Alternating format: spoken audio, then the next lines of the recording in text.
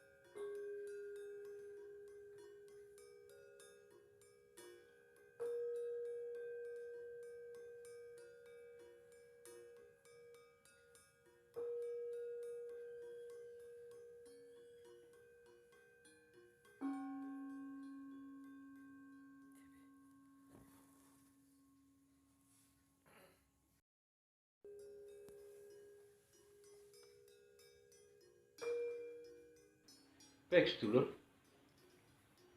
Sendang Kasiat ini letaknya sekitar 8 km dari titik nol. Kalau sedulur semua berjalan dari titik nol, itu berjalan ke arah barat. Sampai pada ring road barat, panjenengan sedulur semua berbelok arah ke kiri. Ikuti ring road barat itu sampai membelok masuk ring road selatan, bertemu dengan perempatan pertama. Silahkan panjenengan ambil ke kanan. Ke kanan nanti bertemu pertigaan, panjenengan bisa ambil ke kiri. Nah, pas jalan ke kiri ini nanti ada jalan belokan, panjenengan ambil lurus, ada jalan kampung. Nah, dari situ 100 meter sudah sampai ke Sendang Kasian. Jadi tepatnya di Desa Kasian, Kabupatennya Bantul, Yogyakarta. Apa sih yang menarik dari Sendang Kasian ini?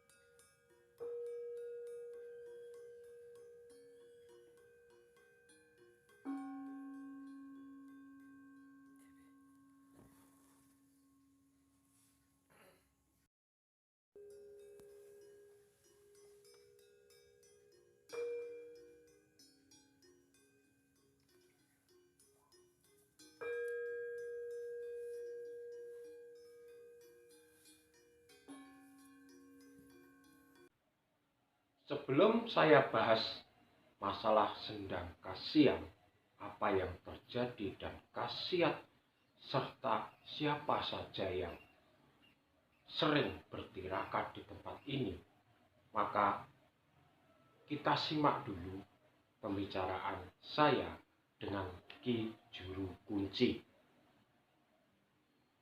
Jadi, monggo Ki Juru Kunci, Ki Yudaryanto, silahkan memperkenalkan diri.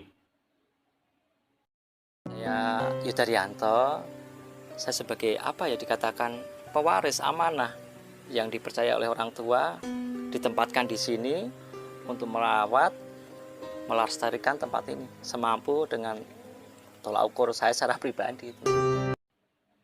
Lalu Ki, bagaimana sebenarnya sejarah dari Sendang Kasihan ini? Adanya sumber mata air Sendang ini sabdanya beliau Kanjeng Sunan Kalijaga. Jadi di saat beliau dalam pengembaraan berkelana, sampailah di lokasi tempat ini, bertemu sosok perempuan tua yang mengaku bernama Mbok Rongkando Kasihan yang mau mencari air. Nah, dengan bertemunya beliau dengan Mbok Rongkando Kasihan mau mencari air itu, akhirnya beliau menanjatkan doa di sini sambil menancapkan tongkat. Selesai berdoa, tongkat dicabut, bekas tancapnya ada sumber mata air Sendang ini.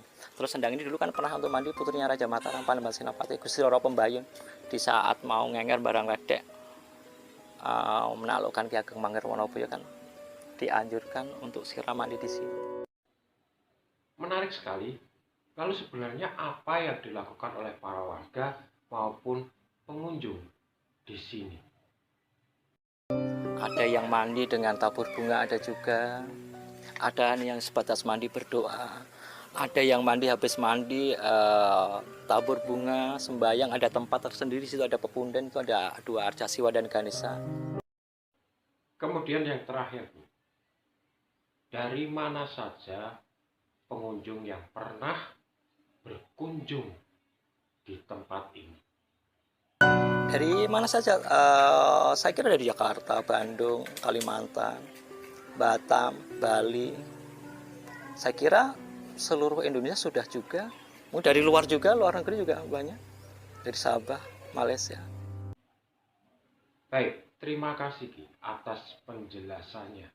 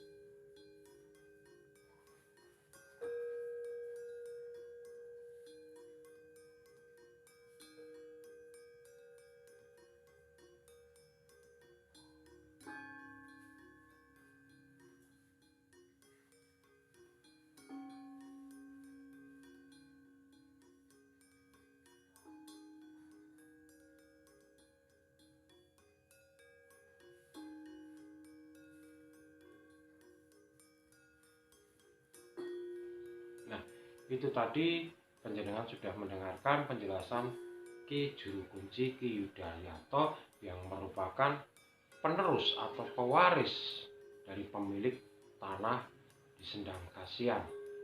Dan Sendang Kasihan ini buka 24 jam. Silahkan jika panjenengan ingin berkunjung ke sana. Lalu kemudian di Sendang Kasihan ini ada juga arca Siwa dan Ganesha.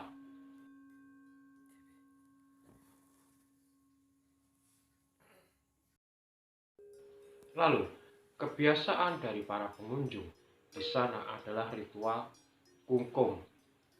Jadi, seperti ini ritual kungkumnya.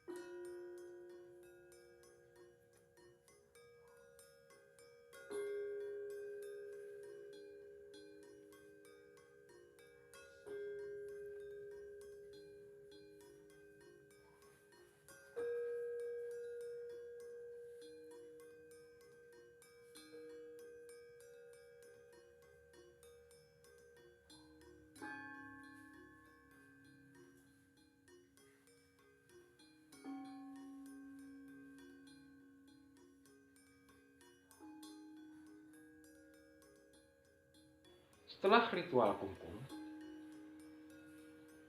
rata-rata para pengunjung kemudian berdoa di Sanggar Pamujan. Sanggar Pamujannya adalah tempat arca Siwa dan Ganesha berada. Di sini tempatnya.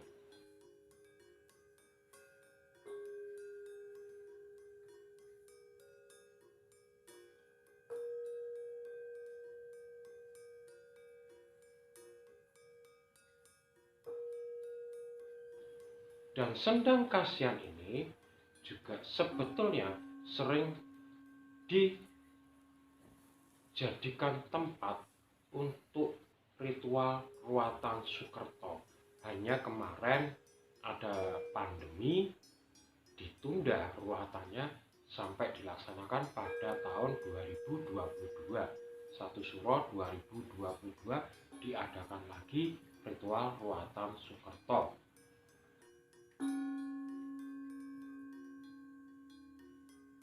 Ya, sangat menarik bukan untuk sendang kasihan ini. Baik sedulur, saya ingin bercerita tentang sendang kasihan, di mana saya juga sering ritual untuk mandi kungkum di sana. Rata-rata pengunjung melaksanakan kungkum itu ada yang 30 menit, ada yang 15 menit juga ada, bahkan ada yang sampai 2 jam, 3 jam. Karena airnya sebetulnya tidak terlalu dingin. Airnya itu hangat. Walaupun di tengah malam, justru malah semakin malam semakin hangat. Itulah keistimewaan dari sendang kasihan. Kita mulai cerita sendang kasihan. Menurut firasat saya, sendang kasihan ini sudah ada sejak zaman kerajaan Medang atau Mataram Hindu.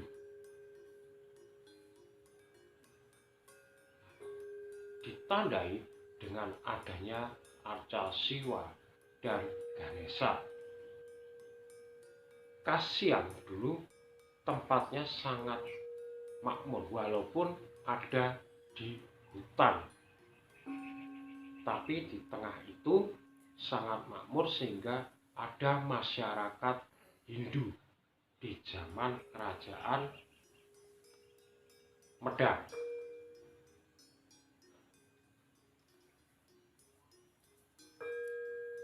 Di situ ada mata air yang memang jernih di tengah hutan. Namun pada suatu ketika terjadi prahara, yaitu Gunung Merapi meletus, sehingga tempat itu menjadi tertutup. Sebagian warga dari Kasihan itu pindah ke Mangiran.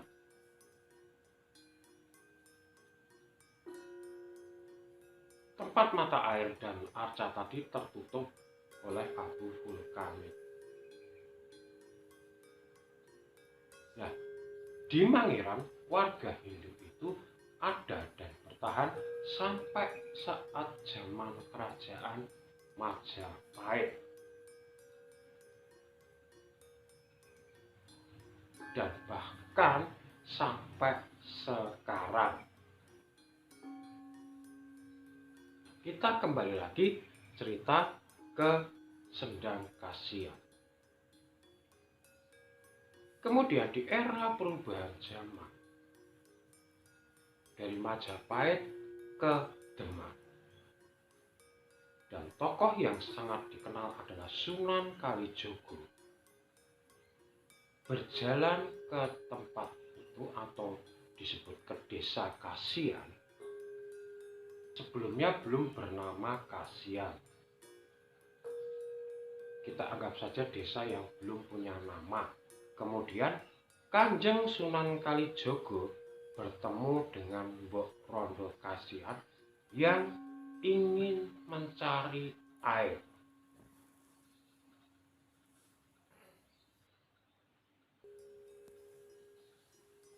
Nah, maka Kanjeng Sunan Kalijaga menancapkan tongkatnya, kemudian berdoa memohon kekuasaan dari Sang Hyang Widi atau Gusti Allah, maka terwujudlah keinginan dari Kanjeng Sunan Kalijaga. Ketika tongkat itu dicabut, keluarlah mata air.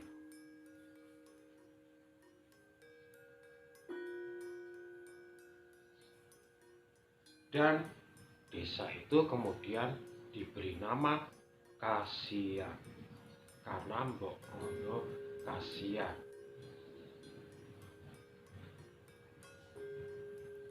Nah, mata air ini juga pernah digunakan oleh keluarga raja-raja Mataram, di mana saat siapapun yang akan menjadi raja di Mataram harus mandi kungkum di sana. Kungkum itu apa?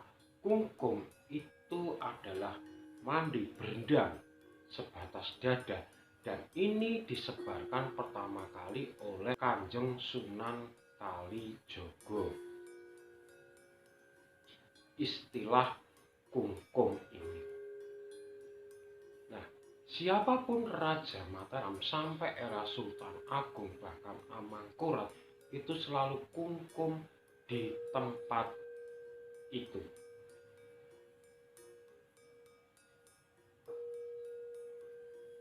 Apalagi ditambah cerita dari Panembahan Senopati yang menyuruh putrinya Kanjeng Ratu Pembayun untuk memikat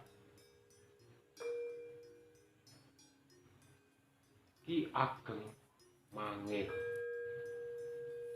Karena kalau Ki Ageng Mangir berperang dengan Panembahan Senopati secara terbuka, maka Panembahan Senopati merasa akan malu karena mereka sama-sama putra dari Prabu Brawijaya V. Jadi digunakanlah siasat rantai emas pengikat dengan Kanjeng Ratu Pembayun sebagai pengikatnya. Jadi beban yang sungguh sangat berat ditanggung oleh Kanjeng Ratu Pembayun saat itu. Di usia masih belia, beliau sudah harus menanggung beban untuk kerajaan. Beliau disarankan oleh sesepuh-sesepuh Mataram pada saat itu untuk mandi di Sendang Kasian. Dan terbukti ketika beliau barang ledek atau menari di depan Ki Ageng Mangir, maka Ki Ageng Mangir jatuh cinta. Setelah itu menikah, baru setelah hamil Kanjeng Ratu Pembayun berkata bahwa dia putrinya dari Panembahan Senopati. Mau tidak mau, Ki Ageng Mangir harus menghormati mertuanya. Sampai pada meninggalnya Ki Ageng Mangir. Nah, itu sungguh cerita yang sangat menarik dari Sendang Kasian yang meninggalkan jejak spiritual yang sangat luhur.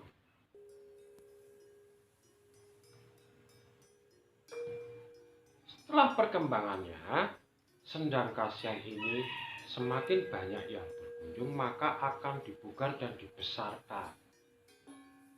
Nah, ketika pemugaran itu ditemukanlah arca Siwa dan Ganesha. Lalu oleh sang pemilik tanah, arca Siwa dan Ganesha itu ditempatkan di tempat sebelah barat dari Sendang, digunakan untuk berdoa sanggar pamuja. Jadi kita harus berterima kasih sekali kepada pemilik dari Sendang Kasian itu yang sudah menjaga dan melestarikan kebudayaan dari leluhur kita yang sebetulnya nilainya sangat tinggi. Nah, mengapa di sana ada arca Siwa dan Ganesha? Karena dahulu kala tempat itu adalah hutan yang sangat angker. Jadi ketika ditaruh arca Siwa dan Ganesha, tempat itu berubah menjadi ketenangan dan kedamaian karena banyak orang yang berdoa di sana.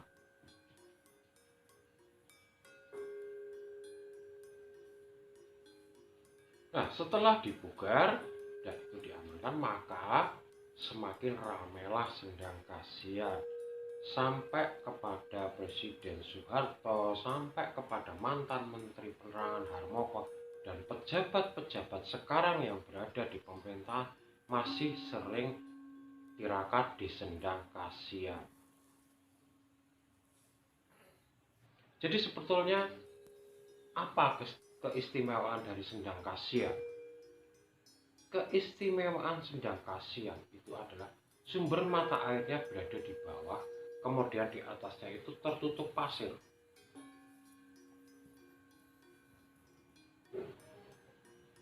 Pasir itu yang mengangkat mata air itu ke atas. Jadi ketika di musim kemarau yang sangat panjang pun, Sendang Kasihan tidak pernah kekeringan. Begitu pula sebaliknya, ketika ada hujan, curah hujan yang sangat tinggi, Sendang Kasihan juga tidak akan meluap. Itulah keistimewaan pertama. Keistimewaan kedua, Sendang Kasihan itu airnya itu ber-pH 8. Nah, ketika air ber-pH 8, maka yang terjadi bisa menaikkan energi Kundalini. Jadi, para spiritual sering kungkum di sana untuk menaikkan level energinya. Jadi, energi Kundalini itu akan tertekan naik sehingga mengalir dengan lancar. Itulah keistimewaan dari air yang ber-pH 8. Dan sebetulnya bukan untuk para normal, untuk para spiritualis, tapi juga untuk masyarakat yang sedang mengolah kanuragan atau olahragawan. Itu juga sangat penting juga di sana untuk menaikkan energi Kundalini. Ingat, energi Kundalini itu adalah energi dasar dari manusia. Sendang Kasihan ini berasal dari kata kasihan, karena Panembahan Senopati juga merasa berat hati putrinya menanggung beban berat.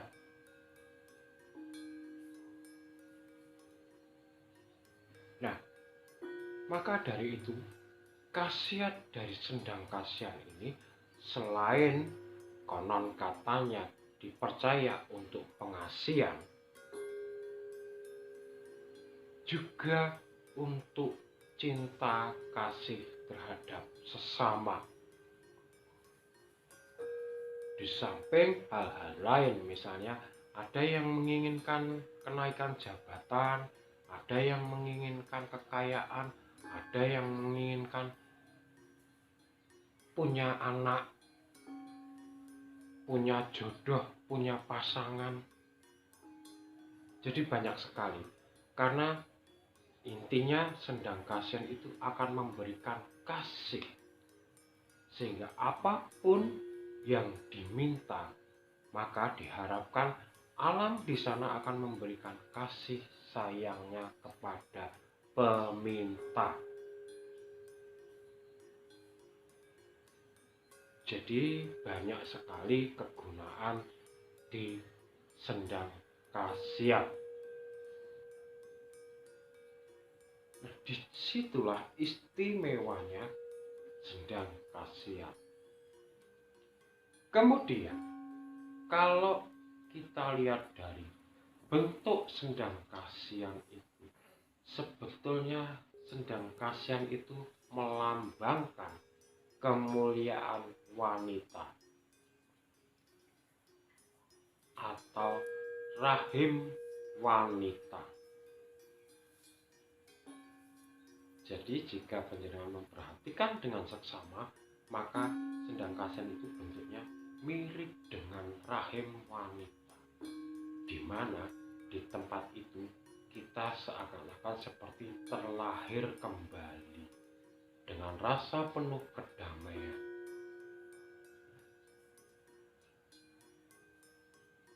Itulah keistimewaan sendang kasihan.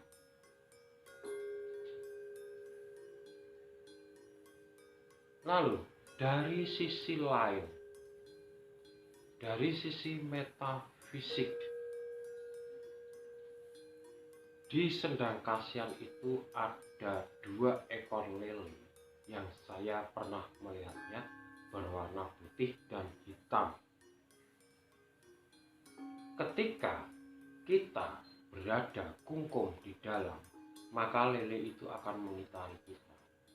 Bahkan kadang-kadang menyinggalkan ekornya, kadang-kadang kepalanya disenggolkan, membentuk seperti yin yang.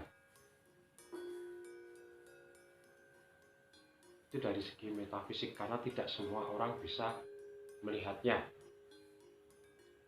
Kemudian yang kedua, ada seekor ular naga putih yang menjaga dan melindungi dari sendang kasihan ini. Jadi orang yang kungkum itu terasa seperti dililit oleh naga. Nah, itulah mengapa energi Kundalini dari setiap orang yang kungkum bisa naik ke atas. Dan memang hanya orang-orang tertentu yang bisa melihatnya. Lalu sebetulnya aura sendang kasihan itu seperti apa? Aura sendang kasihan itu berwarna biru keungu. Jadi kalau di tabel kesadaran Hawking sudah berada di level ketenangan, kebahagiaan, kesejahteraan, dan abundance. Itu level aura biru ungu. Maka dari itu orang yang ke sana itu energi negatif segera akan terlempar keluar. Karena ada 2 sisi. Dari atas itu memancarkan energi warna putih ke bawah. Kemudian dari mata air itu memancarkan energi warna biru dan ungu ke atas. Sehingga sangat istimewa sekali tempat itu untuk bermeditasi, untuk kungkum, untuk berdoa. Jadi tidak jarang orang banyak tirakat di sana 2 hari, 3 hari. Dan banyak juga paranormal dari Jakarta, dari manapun sudah pernah ke sana.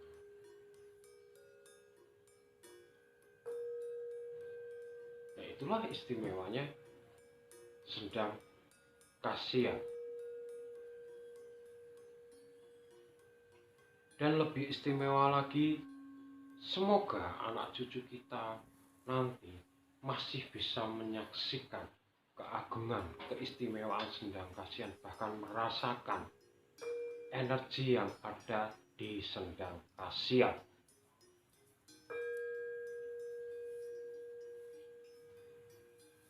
Energi untuk penyerapan hawa negatif kemudian diganti dengan positif. Jadi itulah sekelumit tentang sendang kasihan. Kalau teman-teman sedulur semua ke Jogja, silahkan mampir ke sendang kasihan, bertemu dengan Bapak Yudaryanto, kemudian nanti akan diarahkan untuk kungkum.